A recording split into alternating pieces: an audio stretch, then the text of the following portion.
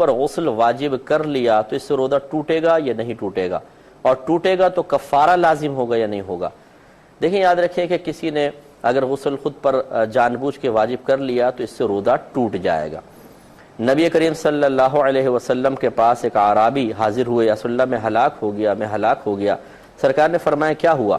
رمضان کے دن تھے، کہنے لگے کہ میں حالت روزہ میں تھا، میری زوجہ بھی حالت روزہ میں تھی، اور مجھ سے غلطی سرزد ہو گئی، یعنی ہم نے جسمانی تعلق قائم کر لیا۔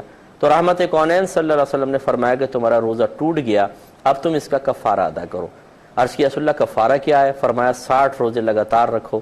ان اعرابی نے عرض کیا رسول اللہ یہ روزوں کی وجہ سے ہی تو یہ مشکل آئی ہے، یعنی میں روزے میں صبر نہ کر سکا اور اس طرح ہو گیا، تو 60 روزہ صبر کیسے کر سکوں گا؟ تو سرکار نے شاید فرمایا تم 60 مسکینوں کو کھانا کھلا دو۔ عرض کیا رسول اللہ میں یہ بھی نہیں کر سکتا ہوں، میں غریب آدمی ہوں۔ تو رحمت کونین صلی اللہ علیہ وسلم نے فرمایا کہ بیٹھ جاؤ۔ تھوڑی دیر بعد ایک کھجور کا ٹوکرا سرکار کے پاس آیا، تو سرکار نے فرمایا وہ شخص کہاں ہے؟ تو کھڑے ہو گئے۔ سرکار نے فرمایا جاؤ اس ٹوکرے کی کھجوریں تقسیم کر دو، اللہ تعالیٰ اسی میں تمہارا کفارہ قبول کر لے گا۔ تو وہ اعرابی فوراً بولے یا رسول اللہ یقین کیجئے کہ پورے مدینے میں مجھ سے زیادہ ان کھجوروں کا مستحق کوئی بھی نہیں ہے۔ تو سرکار نے شاید فرمایا جاؤ تم کھاؤ، اپنے گھر والوں کو کھلاؤ، اللہ تعالیٰ اسی میں کفارہ پورا کر دے گا۔ تو خلاصہ کلام یہ ہوا کہ معلوم ہوا کہ جسمانی تعلق قائم کرنے سے روزہ ٹوٹ جاتا ہے اور کفارے کا سبب بنتا ہے۔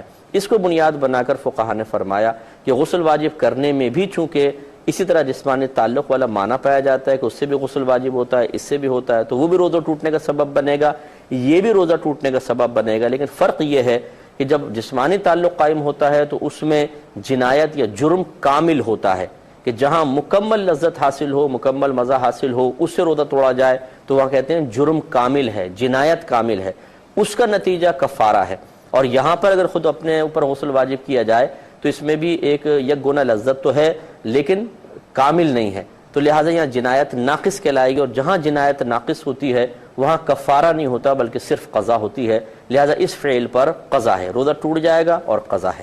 لیکن یاد رکھیں اگر کوئی اس کو عادت بنا لے کہ اس کے ذہن میں آ گیا کہ اچھا جی اچھا غسل واجب کر لوں گا تو زیادہ یہ ہے کہ بعد میں ایک روزہ رکھ لوں گا، کوئی بات نہیں، تو اب پہلی مرتبہ تو اس کو چھوٹ ملے گی، لیکن اگر اس نے دوبارہ ایسی حرکت کی تو اب یاد رکھیں کہ 2 حرکتیں مل کر اس کی جنایت کو ایک طرح سے کامل کر دیں گی، اور دوسری مرتبہ کرے گا تو اب اس کے اوپر کفارہ لازم ہوگا۔ یہ اچھی طرح ذہن میں رکھا جائے۔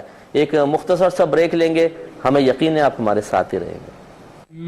میرا دل مقام